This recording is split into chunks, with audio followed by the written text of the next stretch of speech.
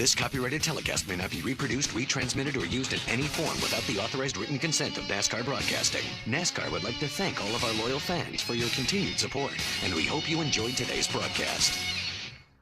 With Jeff Burton to lose it like that and spin backwards, this kid, the rear end of his car is always barely dangling on. I've been watching them, though. They're starting to move up the track already. Yeah, it won't be long. They'll be moving that groove up, especially in 1 and 2. They'll probably do that in 1 and 2 first, and then they'll work it up in 3 and 4.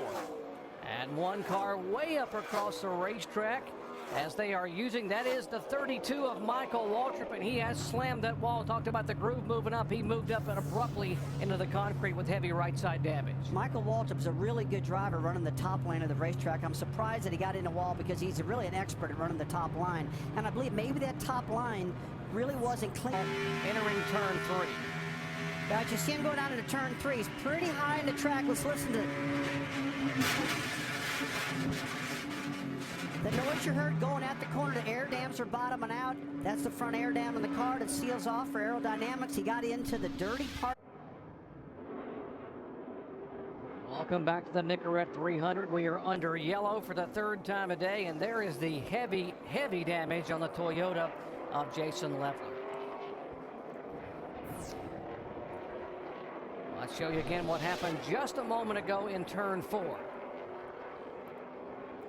Looks like a right front tire went down and shot him right in the wall. And oh my goodness, there goes Reed Sorensen up over his left rear tire. Boy, that was a hard hit. He blew that right front and, man, mangled that wall off of turn 4. And nowhere he's able to keep up with him. But the 29 car, he'll go around the outside of him, Jeff Burton a little bit. But I got caution on. And here's a 26 car looping around here in the grass and gets it righted back on the race. All right, buddy? I got it. What a great catch by Jamie McMurray to get the car back on the racetrack. Nice save. I remember the year that Tony Stewart come flying down the racetrack. Tony! Let's take a look what happened here. Oh, it looks like he got tagged by the 22 car, David Stremme, up off of turn 4. Wow, rear tires came off the ground. You can call that a great job from Jamie or just flat lucky, but I'll take it any way they want to give it to me right now, because when you wreck off a turn 4 to land and save it, you've done something big.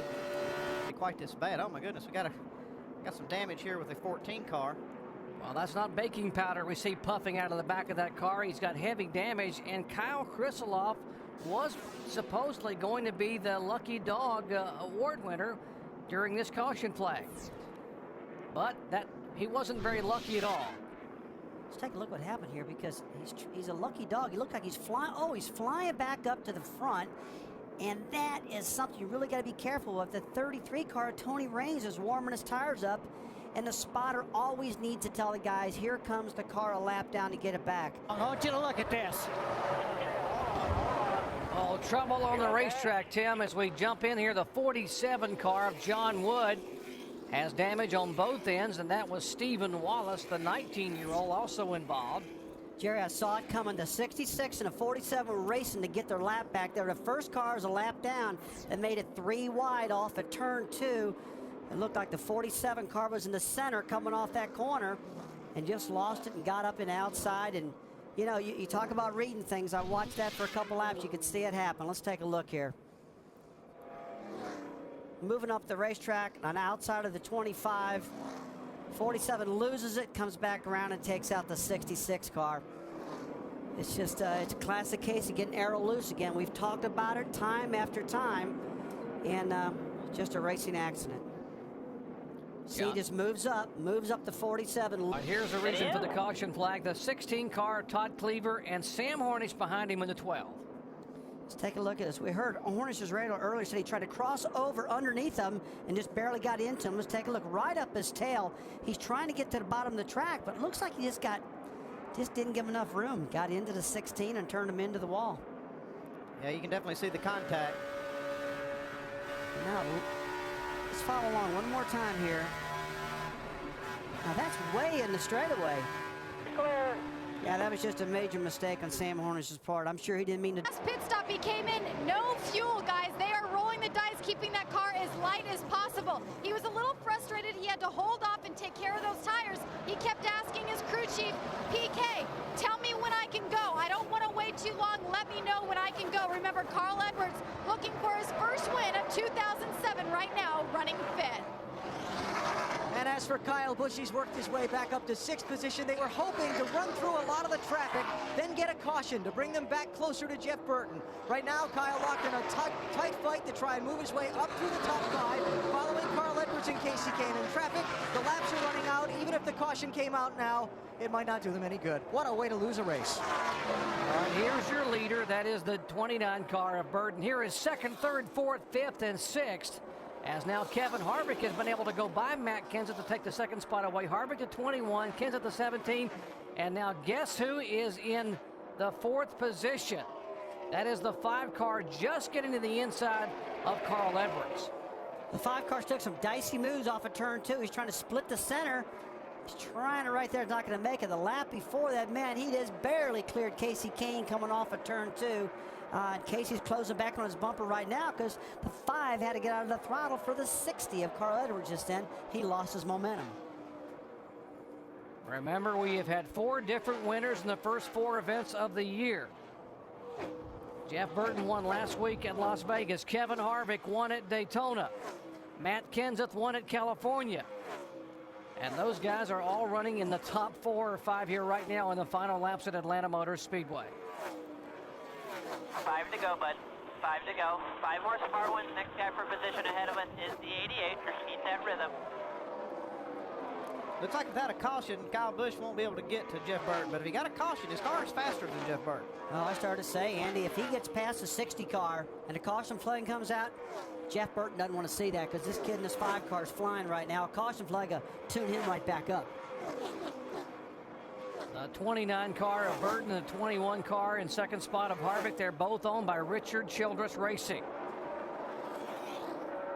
The 3rd place car, the 60 of Edwards, that is Jack Roush. And here goes Busch looking at the inside of Edwards once again. Now he's trying to peel around the bottom of the racetrack. It's very, very slick down there, guys, on the bottom. He makes the pass, gets ahead of him now. If we get a green-white checkered, Jeff Burton's going to have a mirror full. Yeah, those Harvick cars are going to have a mirror full of Kyle Busch if they get a caution right here. 3 laps to go, and when Rusty talks about a green-white checker, we're talking about the fact that these races do not end under caution. They will have a green-white checkered if the yellow were to come out prior to the white flag lap. Hey, what about Richard Childress' team right now, Jerry? Look at him. They're running 1st and 2nd, Burton and Harvick. He's really got his act together. I remember 3 or 4 years ago, they were really having a lot of problems with the organization. They've really got that baby back up to speed right now. They're running 1-2. What a big turnaround. And their Clint Boyer, their 3rd place car, the 3rd car on that team is 7th. So great run for Richard Childress Racing, 1, 2, and 7. 2 laps to go. Jeff Burton will come down for the white flag. And what a great battle here on the racetrack between Edwards and Kyle Busch. That is for 3rd position. Edwards takes it back. They still haven't settled this argument. 2 laps to go. These guys are racing as hard as they can go. All right, the white flag is waving. Final lap, final 1.5 miles around this Atlanta Motor Speedway. NASCAR Busch Series action, ESPN on ABC. And Jeff Burton won it a week ago at Las Vegas. He came from the back and made the pass out of turn 4. But this day, Burton will sail out of turn 4 and win his 2nd in a row.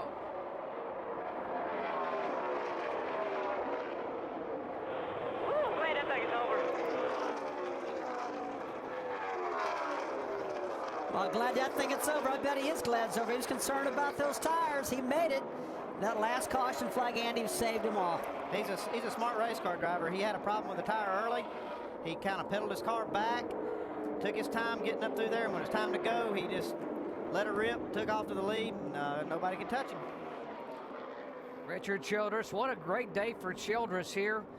As you see Pat Smith and the company, the crew down there. Awesome job by Pat and the Holiday Inn crew as Jeff Burton comes from his 8th starting spot to win back-to-back races in the NASCAR Busch Series season and 2 consecutive years in a row here at Atlanta Motor Speedway. Let's check in with Dave. And climbing up here to talk to Pat Smith, who's still trying to get unbuckled from his radio so he can go celebrate This copyrighted telecast may not be reproduced, retransmitted, or used in any form without the authorized written consent of NASCAR Broadcasting. NASCAR would like to thank all of our loyal fans for your continued support, and we hope you enjoyed today's broadcast. The following is a paid advertisement for The Magic Bullet, brought to you by Homeland Housewares.